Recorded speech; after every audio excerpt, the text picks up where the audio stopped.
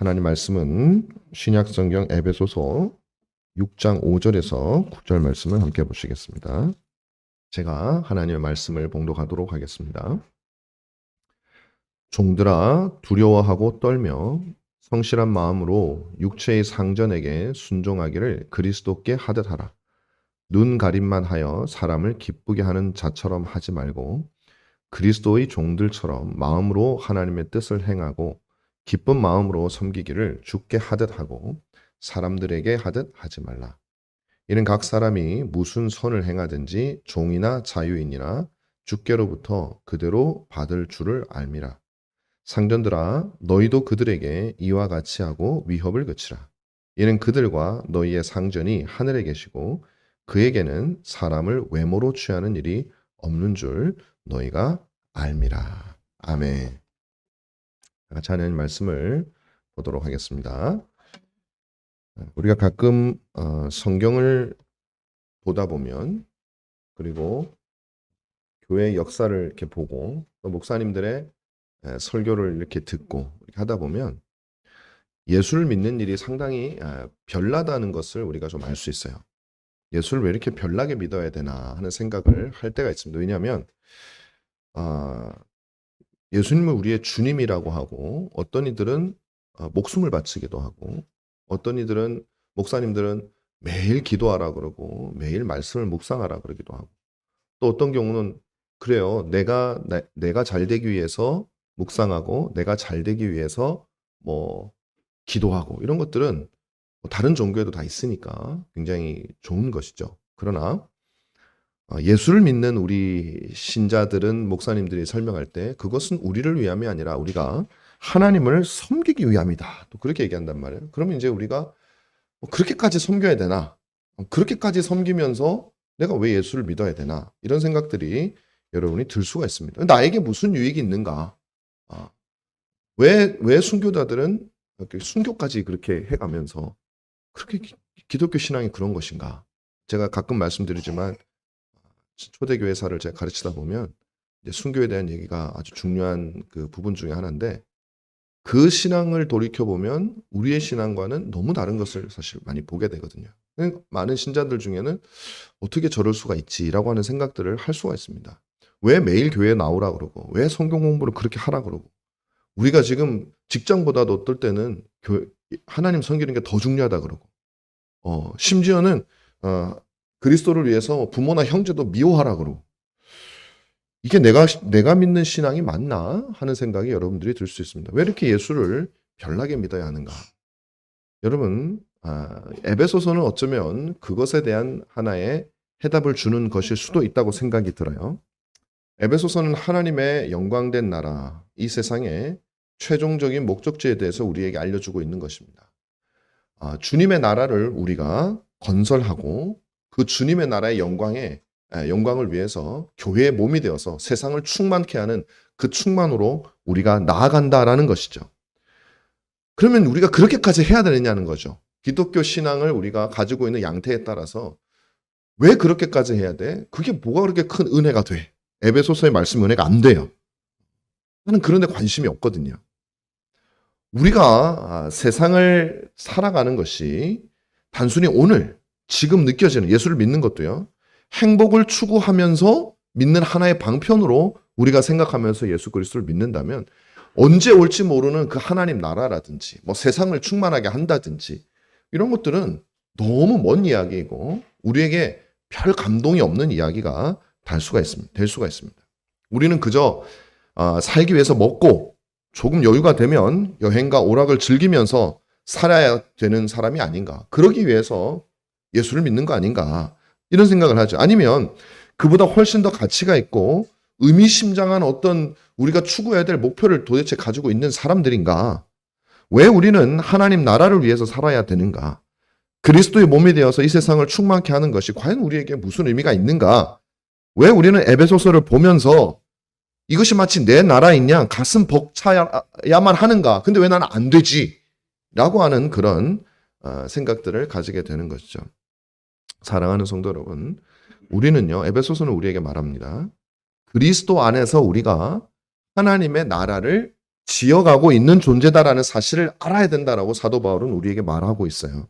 근데 이것은 하나님을 위한 것입니다. 그런데 하나님만을 위한 것이 아니에요. 하나님을 위하는 것이 우리의 괴로움을 통해서 하나님을 위하는 것은 기독교 신앙이 아니에요. 기독교 신앙은 하나님을 위한 것이지만 그것은 반드시 또한 동시에 우리를 위한 가장 탁월한 투자이기도 하다라는 사실을 여러분들이 기억하셔야 된다라는 것이죠.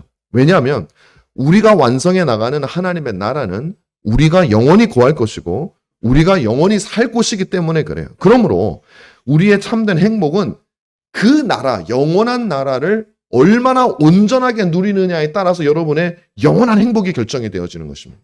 천국만 가면 되는 게 아니에요. 한번 예를 들어 볼게요. 사람들은 좋은 집에 살고 싶어 합니다. 평수가 크고, 아파트, 풀장도 있고, 그런 데 살고 싶어 하겠죠. 그래서 좋은 집을 사서 이사 가는 것은 굉장히 행복한 일입니다. 그 자체로. 그런 걸 다 누릴 수가 있잖아요. 그런데 여러분, 남이 지어놓은 좋은 집에 들어가서 사는 것도 꽤 괜찮은 일입니다.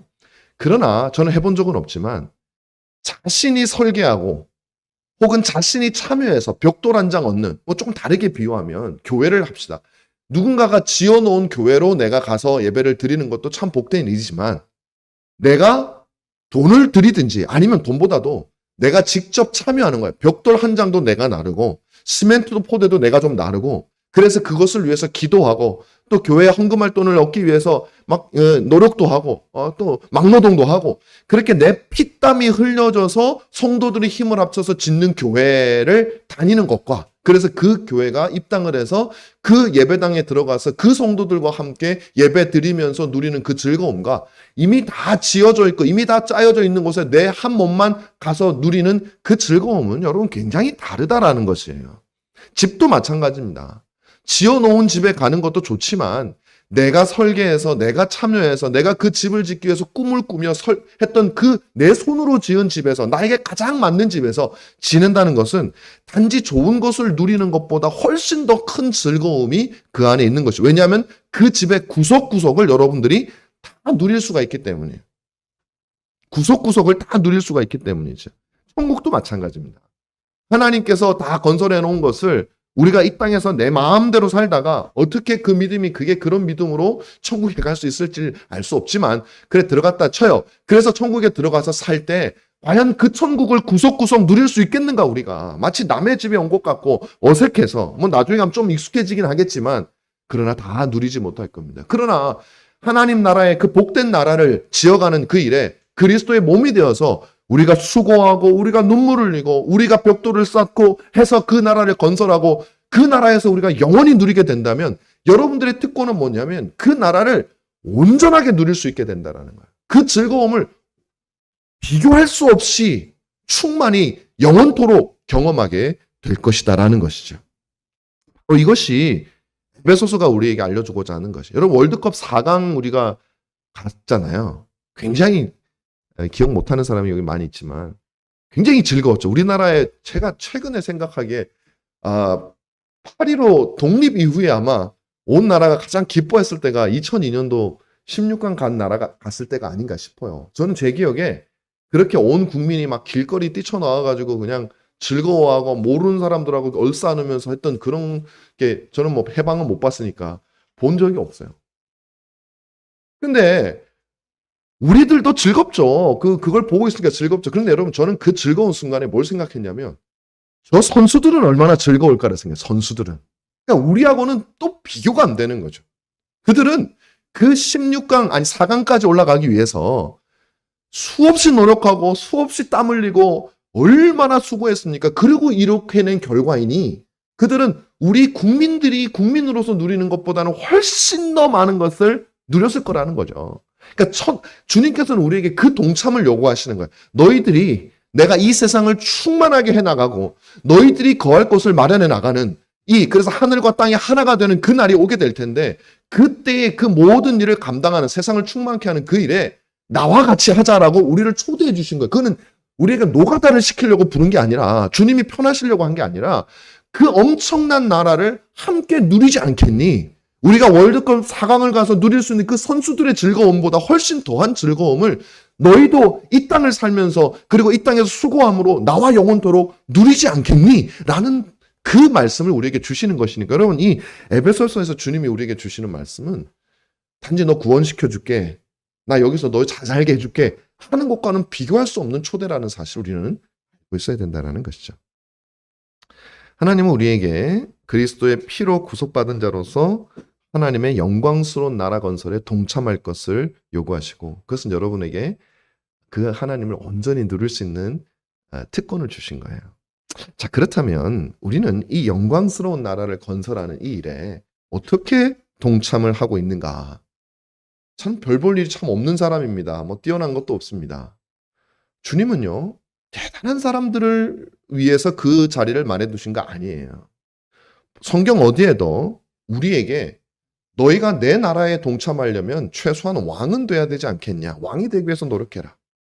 국가 한두 개쯤은 세워야 되지 않겠냐. 아, 국가가 안 되면 회사라도 좀 큰 회사 한두 개쯤은 세워야 되지 않겠냐. 아니면 사람들에게 좀 유명한 사람이 좀 돼야 그래도 뭔가 영향력이 있지 않겠느냐라고 말씀하시지를 않아요.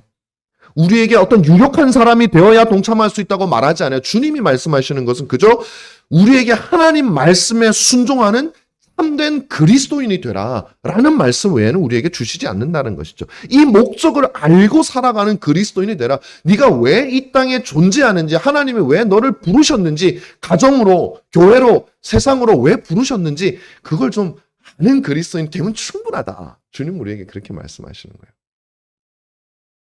그래서 이렇게 말씀하시는 거죠. 성경적인 남편이 되라.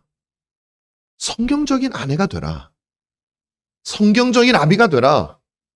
성경적인 자녀가 되라. 그리고 오늘 성경적인 상전이 되라. 그리고 성경적인 종이 되라. 그것이 주님이 그 나라를 건설하기 위해서 우리를 부르신 자리다라고 주님은 우리에게 말씀하고 있는 것입니다. 먼저 우리가 이 말씀을 살펴볼 때 우리가 지금까지 이제 부부 관계와 그다음에 부모와 자녀 관계 그리고 오늘 이제 종과 상전의 관계를 하게 되는데요. 사실 이 세 가지 관계가 이 세상 전체를 규정하는 관계라고 여러분 생각을 하시면 됩니다.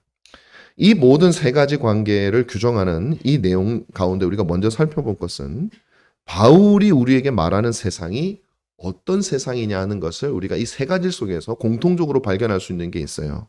그게 뭐냐면 바로 질서가 있는 세상이다라는 겁니다. 질서가 있는 세상이 무질서한 세상이 아니에요. 질서가 있는 세상이에요. 그래서 그 질서의 원리를 그 대신 주님께서 우리에게 주십니다. 그건 뭐냐면 그리스도를 경외함으로 피차 복종 5장 21절이죠. 그리스도를 경외함으로 피차 복종하는 관계가 바로 주님이 말씀하시는 질서예요. 여러분 꼭 기억하십시오. 그리스도를 경외함으로 피차 복종하는 그 질서 있는 나라가 최종적으로 완성될 나라이면서 오늘 우리에게 이 땅에서 이루어가기를 원하는 것이며 이 세 가지 관계를 통해서 주님이 우리에게 말씀하시려고 하는 바로 그 질서 있는 나라라는 것이죠. 우리는 누군가의 권세 아래 있거나 우리는 누군가에게 권세를 부리는 자로 혹은 권세를 사용하는 자로 이 세상을 살아가고 있습니다. 우리는 보통 이 두 가지가 다 우리에게 있어요. 항상 우리는 밑에 있지 않습니다.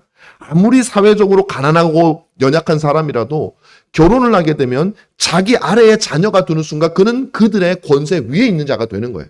우리 모두는 권세 아래 있으면서 동시에 권세 위에 있는 자입니다. 우리는 이 내용을 살펴봐야 되는 것이죠. 먼저 주님은 우리에게 말씀하십니다. 권세, 위에 있는 권세에 대해서 순종하라고 말씀을 하시는 거예요. 로마서 13장에서도 그렇게 말씀을 하시고 오늘 본문에서 세 가지 관계를 통해서 우리에게 주신 하나님이 주신 질서에 너보다 위에 있는 자 그게 어떤 뭐라 그럴까요?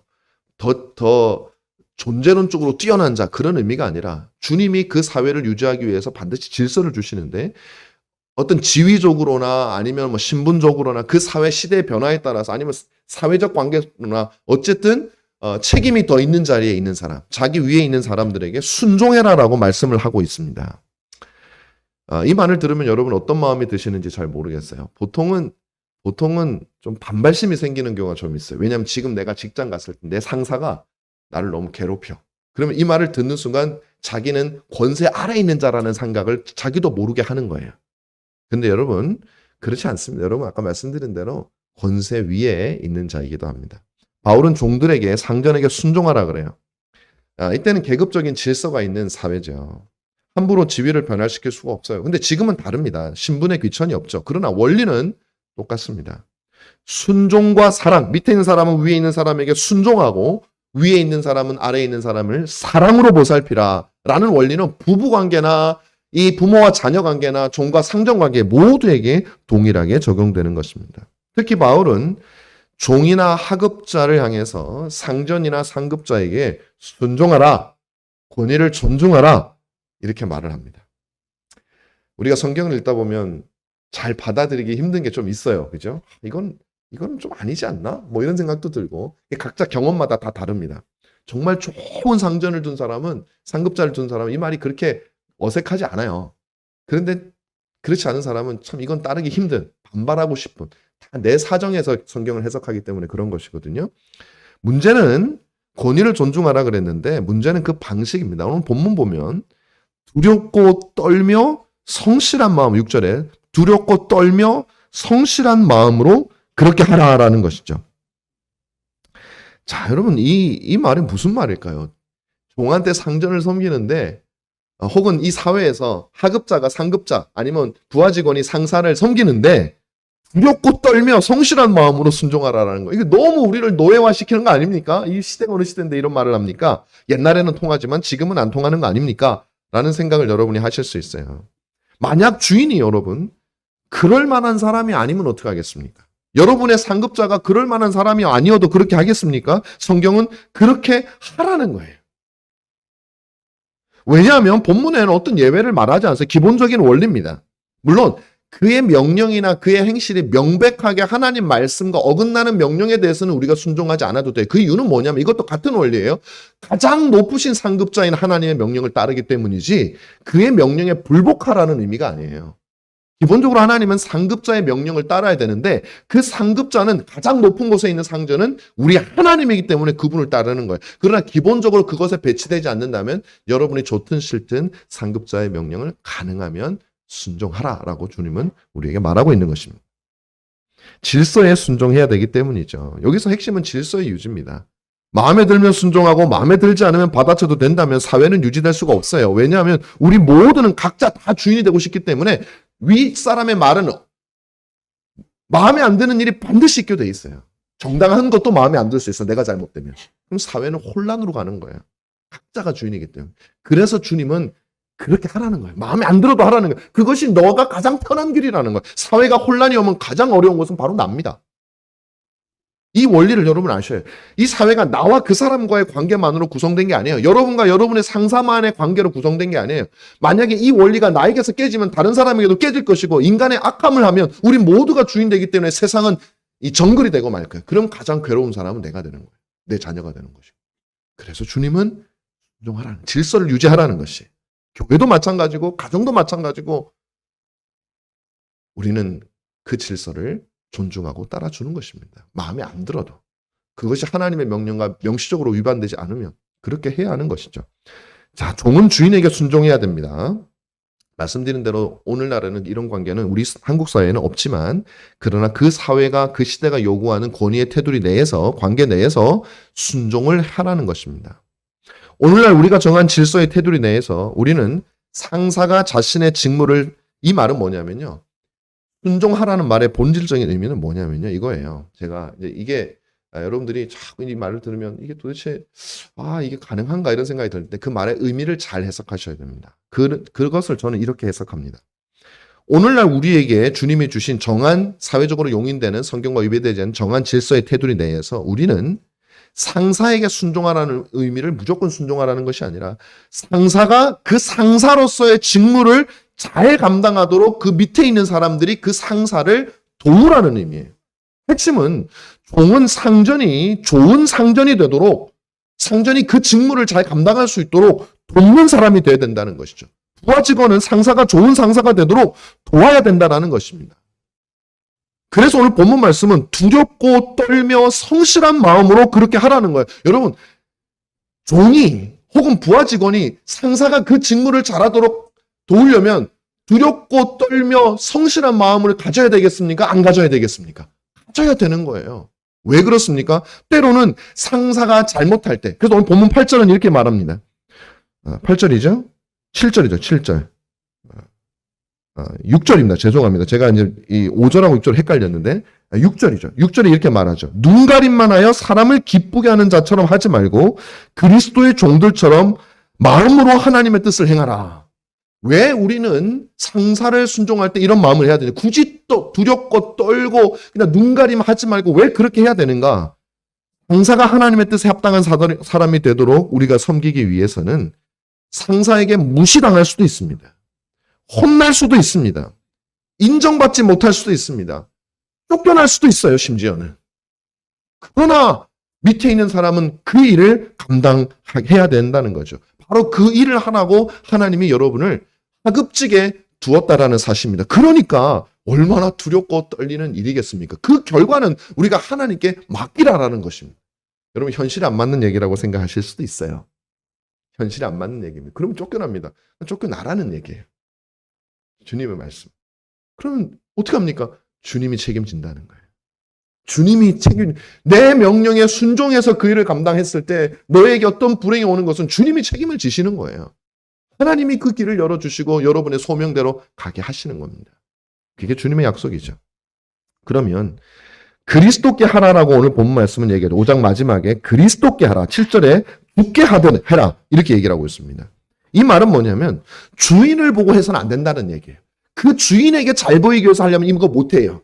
우리가 왜 그러면 우리 위에 있는 주인에게 그렇게 하느냐, 상사에게 그렇게 하느냐, 바로 우리의 최종적인 주인이 되시고 우리의 최종적인 상사가 되시는 그 하나님 그리스도를 바라보고 그렇게 하라는 것이, 그러면 그 그리스도께서 우리의 길을 인도하실 것이다라는 것이, 그것이 크리스찬이 이 세상을 살아가는 법이라는 거예요. 하급자로서. 여러분들에게 어떤 직장을 주시고 교회에서든지 어디서 어떤 지위를 주신 것은요, 거기에서 어떻게든 살아남으라고 주신 게 절대 아닙니다. 그곳에서 어떻게든 아부를 하든 부정을 하든 높은 자리에 올라가라고 주신 게 아니에요. 그게 하나님께 무슨 의미가 있겠어요? 그곳에서 하나님의 소명을 감당하라는 거예요. 여러분의 상사가 그 직무에 합당하게 하도록 기도하고, 때로는 직언하고, 때로는 조언하고, 때로는 따뜻하게 격려하고, 순종하고, 시키는 걸 열심히 하고, 그런 여러 가지 방법들을 통해서 그가 그 직무를 잘 하도록 하라는 것입니다. 근데 이게 쉽지 않죠, 여러분. 제가 그냥 말은 그렇게 하지만 쉽다는 얘기 절대 아닙니다. 도저히 사랑할 수 없는 상사가 있죠. 어떤 경우는 우리를 멸시하고 무시하는 사람들도 있지요. 그런 경우에는 어떻게 할까요? 대답은 동일합니다. 예외가 없습니다. 그럼에도 불구하고 그렇게 하라는 거예요. 주기철 목사님이 만약에 어떤 불이익을 생각했다면 하늘에 있는 아버지께 순종하지 못했겠죠. 저항하지 못했겠죠, 일제히. 그죠? 죽음으로써 가는 그 길을 가는 것입니다. 얼마나 어려운 일입니까? 참 어려운 일. 그래서 하나님께서는 우리에게 훈련을 시키시는 거예요. 말씀을 보라 그러고, 우리에게 예배를 드리라 그러고, 함께 공부하라 그러고, 설교를 들으라 그러고, 기도를 하라 그러고, 교회를 그리고 복음을 삶의 중심에 놓으라 그러고. 왜? 우리는 그런 환경 속에서도 그 일을 감당해야 되는 사람이기 때문에 그렇다라는 것입니다. 자신을 사랑해주고 존경받을 만한 상사라면, 여러분 성경이 말하지 않아도 우리는 누구든지 그렇게 할 수 있어요. 신자가 아니어도 그렇게 할 수 있습니다. 하지만 바울은 우리에게 아주 특별한 명령을 주고 있는 것이죠. 왜냐하면 우리는 그저 그런 사람이 아니기 때문에, 우리는 불신자가 아니기 때문에, 우리는 세상 사람이 아니기 때문에. 우리를 뭐라고 얘기를 하냐면, 사도 바울은 너희는 특공대다, 이렇게. 특공대. 너희는 주의 병사들이다. 훈련을 받는 병사들이다. 디모데후서 2장 3절 4절에서 그렇게 말하고 있습니다. 너는 그리스도 예수의 좋은 병사로 나와 함께 고난을 받으라. 병사로 복무하는 자는 자기 생활에 얽매이는 자가 하나도 없나니 이는 병사로 모집한 자를 기쁘게 하려 함이라. 우리는 특공대라는 거예요. 공수부대라는 거예요. 수색대대라는 거예요. 일반 사람들하고 다르다는 거예요. 주님의 군사라는 것입니다. 왜? 어떤 일을 하라고요? 일반 사람들이 못하는 일을 하도록 부르심을 받은 군사들이고, 바로 그런 자들을 통해서 주님의 나라가 이루어지지. 일반 사람들도 다 하는 일을 우리가 하면 일반 사람들 데리고 하면 되지, 뭐 우리를 데리고 하시겠어요, 주님이. 이것이 따로 우리가 훈련을 받아야 되는 이유인 거예요. 저와 여러분들이, 여러분 소일이 문답을 배우십시다. 여러분 우리가 또 기도에 대한 책을 읽읍시다. 예배다운 예배를 읽읍시다. 뭐 이런 거 하는 이유가 그걸 훈련하는 거예요. 우리 훈련 안 받으면요. 그 나라 건설에 참여를 못 해요, 우리가. 그럼 나중에 아예 그 나라를 못 들어가는 사람도 있을 수 있고, 들어가더라도 누리지를 못해요. 나에게 익숙한 게 하나도 없어. 내가 한 흔적이 하나도 안 보여. 사랑하는 여러분, 여러분은 특별한 사명을 띠고 이 땅을 살아가는 하나님의 특별한 최정예 조직입니다. 여러분, 주님의 나라의 건설이라는 목표를 가지고 비상의식을 살아가고 있는 사람들이에요. 저와 여러분들은. 그러니 남들이 다 할 수 있는 일을 하려고 하지 마십시오. 그래서 주님이 교회에게 가르치라고 하는 것이다. 정말 이 말이 맞을까요? 그렇습니다. 제가 증명을 해드릴게요. 주님은 산상수훈에서 우리에게 할 수 없는 일을 하라고 하시는 게 그래서 원수를 사랑하라는 거예요. 오른뺨을 맞으면 왼뺨도 내밀라는 거예요.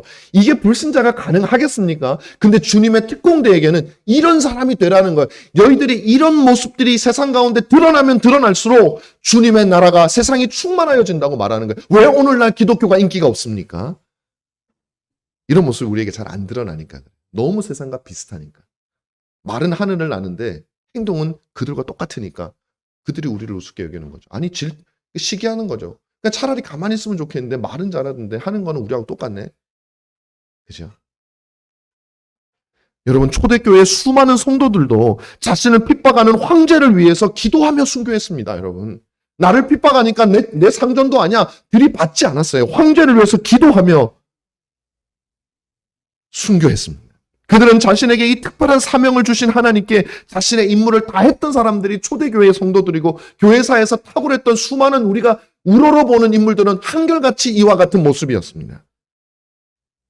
그래서 주님께 자신의 임무를 다했고 이제 주님께로 돌아간다고 하는 확신에 찬 믿음을 가지고, 이제 돌아가면 내가 그래도 벽돌 한 장 쌓은 그 나라를 온전히 누리게 될 것이라는 확신을 가지고 기꺼이 사자의 밥이 되었던 것이죠. 화형대에서 불에 타 숨졌던 것이죠. 그리고 바로 이것이 유대의 작은 이단에 불과했던 이 기독교회가 200년 만에 유럽에 있는 전역을 장악했던 로마 사회를 뒤집을 수 있는 파워였습니다. 이것이. 그리고 바로 이것은 우리 주 예수 그리스도께서 하신 일도 이와 똑같아요. 놀랍게도 똑같습니다. 그분은 만왕의 왕이시잖아요. 상천하지 하나님이시잖아요. 그분은 만물을 만드신 분이셨잖아요. 전능하신 하나님이잖아요. 그럼에도 불구하고 우리 주님은 고난의 종으로 이 땅에 오셨어요. 그분은 하나님의 종이었죠. 성부 하나님의 종으로 오셨지만 또 동시에 우리를 섬기기 위한 종으로 오셨어요. 실제 종으로 오신 거예요. 머리 둘 곳이 없었어요. 왜? 종으로 오셨기 때문에 그런 것이에요. 그분은 율법을 만드셔서 당신의 율법을 다 지킬 필요가 없었지만 그분은 모든 율법을 다 지키셨어요. 왜? 종으로 오셨기 때문에 그런 것이에요. 그러기에 이 세상의 권세자에게도 그분은 복종하셨어요. 황제의 명령에 모든 걸 거부하고 나뉘지 않았어요. 그에게 복종해야 될 것들을 다 지켰습니다. 로마의 법에 복종하셨습니다. 자신을 판결하는 잘못된 판결이지만 그 로마 총독의 판결을 무시하지 않으셨습니다. 그 모든 형을 자신이 친히 다 받으셨어요. 채찍을 내리치는 로마의 병사의 손을 붙잡지도 않으셨고 자신을 벌거벗기는 일을 제지하지도 않으셨습니다. 자신의 손에 대못을 받고 자신의 허리에 창을 찌르는 그 자들을 저주하지 않으셨어요. 그분은 100만 명도 더 넘는 하늘의 천사 그 군대를 불러서 자신을 조롱하는 모든 자들 다 멸하고 자신의 나라를 세울 수 있었지만 그렇게 하지 않으셨어요. 그 유일한 이유는 뭐냐면 그분이 종으로 오셨기 때문에 그래요. 그리고 상전이신 하나님께 성부께 순종했고 우리를 주인처럼 우리를 발을 씻기시는 분으로서 우리 이 땅에 있는 법에 순종하셨던 것이에요. 그러므로 주님이 그 길을 가셨습니다. 그러므로 우리도 그 길을 가는 것이죠. 우리는 주님에게 순종해야 되는 겁니다. 우리의 주인이시니까. 그리스도께서 아버지께 순종하셨듯이 우리를 그 자리에 주신 우리의 상전에게도 주님께 순종하는 마음으로 순종하는 거죠. 그러면 우리에게 어떤 약속이 주어져 있습니까? 그냥 순종하면 그냥 잘했다 칭찬받고 끝나는 걸까요? 그렇지 않습니다. 빌립보서 2장 5절에서 11절에는 이런 말씀이 있어요. 너희 안에 이 마음을 품으라. 곧 그리스도 예수의 마음이니 그는 근본 하나님의 본체시나 하나님과 동등됨을 취할 것으로 여기지 아니하시고 오히려 자기를 비워 종의 형체를 가지사 사람들과 같이 되셨고 사람의 모양으로 나타나사 자기를 낮추시고 죽기까지 복종하셨으니 곧 십자가의 죽으심이라. 이러므로 하나님이 그를 지극히 높여 모든 이름 위에 뛰어난 이름을 주사 하늘에 있는 자들과 땅에 있는 자들과 땅 아래에 있는 자들로 모든 무릎을 예수의 이름에 꿇게 하시고 모든 입으로 예수 그리스도를 주라 시인하여 하나님 아버지께 영광을 돌리게 하셨느니라. 주님은 한없이 낮아지셨지만 아버지는 그를 한없이 높여서 모든 이름이 그분의 이름 앞에 무릎을 꿇도록 하신 거예요. 그게 바로 오늘 본문 8절에서 우리에게 주는 말씀이죠. 이는 각 사람이 무슨 선을 행하든지 종이나 자유인이나 주께로부터 그 선에 대한 상을 받게 될 줄을 아느니라. 여러분들이 하나님께 순종하는 마음으로 여러분의 상급자에게 순종하고 그가 잘 직무를 수행할 수 있도록 핍박에도 불구하고 그 일을 감당하시면 하나님이 상을 주실 것이라고 우리에게 약속하고 있는 거예요. 바울은 진짜 주님이 우리에게 상을 주실 것을 바라보라고. 우리가 이 땅에서 무시당하더라도 우리의 직무를 묵묵히 수행하면 주님이 우리에게 상을 주실 거라고. 이 땅에서 여러분이 자녀를 기르실 때에도 하나님의 명령에 순종하는 마음으로 기르고 이 모든 일을 하늘에 계신 주인에게 순종하는 마음으로 심지어는 악한 상사에게라도 그를 위해서 우리가 무언가를 한다면 하나님이 우리에게 상을 주실 것이라고 약속하고 있습니다.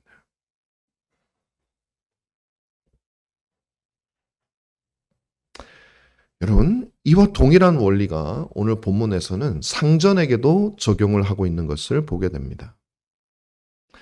오늘 본문 말씀 보면 9절에 보면 이렇게 되어 있습니다. 상전들아 너희도 그들에게 이와 같이 하고 위협을 그치라. 이렇게 얘기를 하고 있어요. 어떻게 보면 좀 다른 것 같죠. 그러나 그 원리는 비슷합니다. 본문에서 위협을 그치라라고 하는 말은 이것은 사랑하라는 얘기예요. 여러분 위협을 그치라는 무섭게 하지 말라는 얘기인데 항상 우리 성경을 해석할 때는 무섭게만 안 하면 되는 게 아니에요. 그 반대를 명령하고 있는 거예요. 위협을 그치라는 말은 무섭게만 하지 말라는 것이 아니라 그들을 사랑하라는 얘기예요. 적극적인 의미에서 사랑하라는 얘기예요. 그들을 돌보라는 얘기입니다. 이걸 좀 더 쉽게 말하면 네가 상전으로서의 지위를 가지고 상전으로서의 권세를 가지고 네가 무엇을 해야 되느냐? 네 밑에 있는 종들의 유익과 그들의 즐거움을 위해서 네가 그 권세를 사용하라라는 얘기예요. 여러분이 사회 속에서 상급자입니까? 혹시 사장님입니까? 여러분 밑에 여러분 직원이 있고 여러분의 하급자가 있고 부하 직원이 있습니까? 여러분들의 가장 그 직업을 준 주된 목적은 거기로부터 돈을 많이 벌어서 월급을 많이 받아서 여러분 가족을 행복하게 해주라는 게 첫 번째 목적이 아니에요. 사회적으로 주신 명령은 여러분의 밑에 있는 하급자들의 유익을 위해서 결정을 하는 거예요. 굉장히 중요한 기독교 윤리입니다. 이것은. 그래서 청교도들은 우리가 하나님이 우리에게 세상적인 직업을 주신 이유가 무엇인지 아는가? 그것은 바로 그 직업을 통해서 이웃을 섬기기 위함이라 그렇게 얘기를 했어요.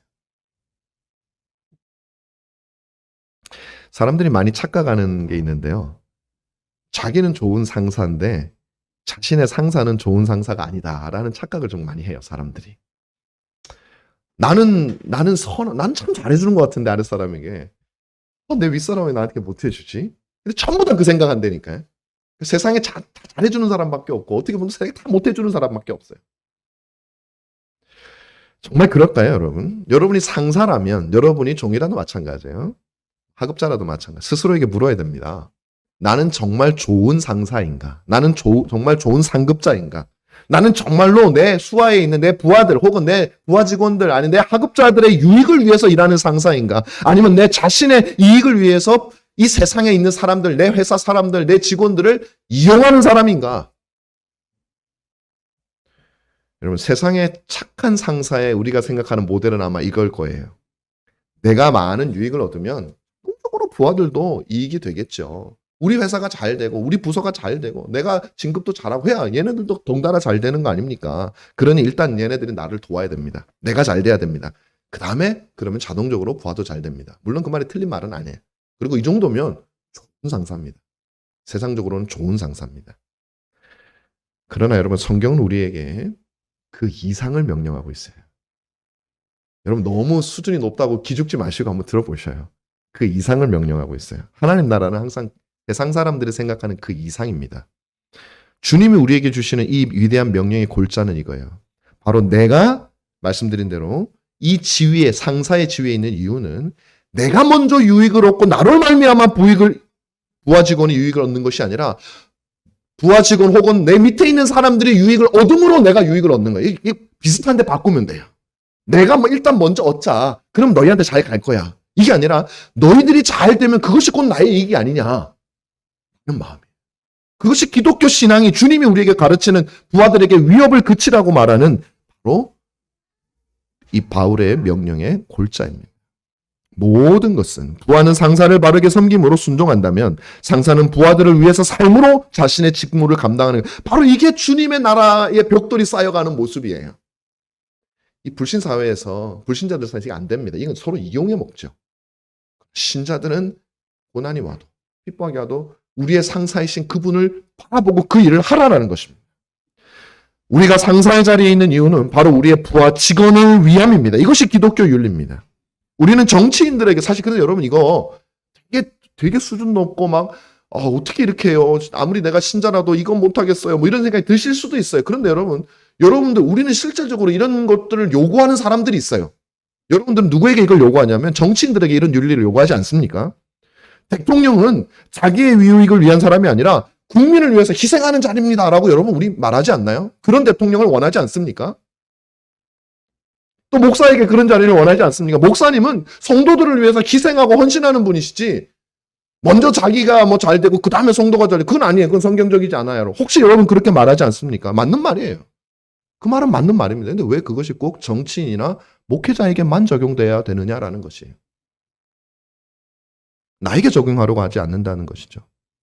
나는 내가 이익을 얻는 것이 우선이고 부하가 다음이지만 왜 정치인과 목회자들은 반대해야 하는가? 그 성경적인 근거가 없어요. 성경 어디에도 그것을 지지하지 않습니다. 성경이 우리에게 주는 교훈은 바로 이것뿐입니다. 네가 상전이냐? 부하들을 위해서 일하라. 여러분 우리는 그리스도인이죠. 크리스찬이죠. 무슨 말입니까?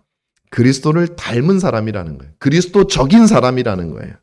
무엇이 그리스도적인 사람입니까? 삶의 목적과 이유와 방식이 그리스도적인 사람이 크리스찬이에요. 그리스도인이에요. 그렇다면 우리 주 예수 그리스도께서 어떻게 사셨는지 우리 앞에서 한번 봤죠. 종으로서 사신 우리가 종의 신분에 있을 때 하급자의 신분에 있을 때 어떻게 살아내야 하는지 우리는 보았어요. 이제 상급자의 신분에 있을 때 우리는 어떻게 살아야 됩니까? 그리스도적으로 여러분 사셔야 됩니다. 그분은 자신의 모든 능력으로 그분은 우리의 상전이시죠. 지금. 그러나 그분은 자신의 모든 능력으로 죄인인 우리를 멸할 수도 있는 그런 상전이었지만 그분은 종이 되어서 우리를 위해서 사셨죠. 그런데 이제 그 그리스도는 부활하셔서 하나님 보좌 우편에 계십니다. 그분은 이제 모든 면에서 우리의 온전한 상전의 자리를 회복하셨어요. 그런데 놀랍게도 그분은 여전히 하나님 보좌 우편에서 우리를 위하여 기도하시고 중보자가 되시고 당신의 모든 능력을 우리의 상전이심에도 불구하고 우리의 머리이심에도 불구하고 그 몸을 위해서 지금도 여전히 십자가를 질 때처럼 우리를 위해서 쓰고 계신다는 거예요. 저들이 잘 되어야 내가 잘 된다. 그래서 에베소서는 우리에게 말하는 거예요. 우리가 그분의 세상을 충만케 하는 자의 충만이 바로 우리들이다라는 거예요. 그분은 우리로 말미암아 충만케 되시기 때문에 그분은 모든 능력을 몸을 위해서 사용하시는 분이시다라는 거예요. 이 땅에서는 자신의 능력을 부인하시고 종이 되심으로 우리를 섬기셨다면 이제 온 세상의 주인이신 그분은 자신의 모든 능력을 사용하심으로 우리의 주인이 되시는 거예요. 그분은 자신의 몸을 위해 사시는 머리이십니다. 바로 이렇게 세상을 통일하시는 거죠. 사랑하는 성도 여러분, 말씀을 맺습니다. 우리가 이와 같이 종처럼 상전처럼 성경이 가르치는 대로 살아야 될 이유가 무엇일까요? 마무리 짓는, 다시 한번 처음으로 돌아가는 거예요. 왜 우리는 이렇게 어려운 삶을 살아야 합니까? 그리고 이 어려운 삶을 살기 위해서 교회는 그들을 훈련시켜야 되고 그저 일주일에 한 번 왔다 갔다 하는 것으로 그치지 않고 가정에서 예배하라 그러고 부모는 부모의 역할을 감당하라 그러고 왜 그렇게 해야 됩니까? 왜 장로님들은 직업이 있음에도 불구하고 성도들을 돌보는 일을 감당해야 됩니까? 왜 집사님들은 자신의 집 경제를 하기도 쉽지 않은데 왜 성도들을 돌아보며 재정적인 도움을 주는 그 일에 골몰해야 됩니까? 왜 그런 어려운 일을 감당해야 됩니까? 우리가 감당해야 될 그 일 자체가 쉽지 않기 때문에 그래. 우리는 특공대가 되어야 되기 때문에 그래. 그래야 우리는 주님의 나라의 벽돌을 쌓을 수 있기 때문에. 그리고 우리는 그 벽돌을 보며 우리의 눈물과 우리의 피와 우리의 기도와 우리의 탄식과 우리의 한숨이 있는 그곳을 보며 그 모든 것들이 알날이 보석으로 박혀서 주님의 그 영광스러운 빛이 비칠 때 찬란하게 빛나는 모습을 보며 우리가 천국에서 우리의 공로를 자랑하는 것은 아니지만 그리스도의 빛으로 말미암아 빛나는 그 모습을 보며 적어도 우리가 충만히 그 나라를 누릴 수 있는 주님의 백성들이 될 수 있는 것이죠. 그래서 주님은 여러분들이 영원한 하나님 나라를 온전히 누리도록 하기 위해서 얘들아 나의 손을 잡고 이 나라를 건설하러 같이 가지 않겠니? 라고 우리를 초대하시는 거예요. 단지 교회에 오지 않겠니가 아니라 천국을 온전히 누리는 너희가 되도록 해주고 싶다. 여러분, 그 일을 위해서 우리가 예배를 하고 그 일을 위해서 예수를 믿고 그 일을 위해서 우리가 함께 섬기는 책도 읽고 기도도 하고 교리도 배우고 하는 저와 여러분들이 다 되기를 간절히 주님의 이름으로 부탁드립니다. 제가 기도하겠습니다. 복제신 우리 아버지 하나님, 하나님의 크신 은혜 우리 마음속에 깊이 새겨주셔서 우리가 은혜가 떨어지면 하나님 은혜를 누리지 못하면 오늘 나눴던 말씀 하나하나가 너무나도 넘을 수 없는 산 같고 우리는 감히 쳐다볼 엄두도 나지 않을 것 같은 신자의 삶의 방식이지만 주님 우리에게 은혜를 주시면 우리는 그리스도의 은혜에 힘입어 그 길을 걸어가는 주님의 특공대, 주님의 나라의 벽돌을 쌓아가는 귀한 성도가 될 수 있을 줄로 믿습니다. 살아계신 하나님 아버지, 우리 은가람교육계 모든 성도들이 부부로서, 부모와 자녀로서, 또 종과 상전으로서 이 세상 가운데 주님이 원하시는 그 삶의 방식대로 살기에 힘쓰는 저희들 다 될 수 있도록 인도하여 주시옵소서. 감사하며 주 예수님 이름으로 기도하옵나이다. 아멘.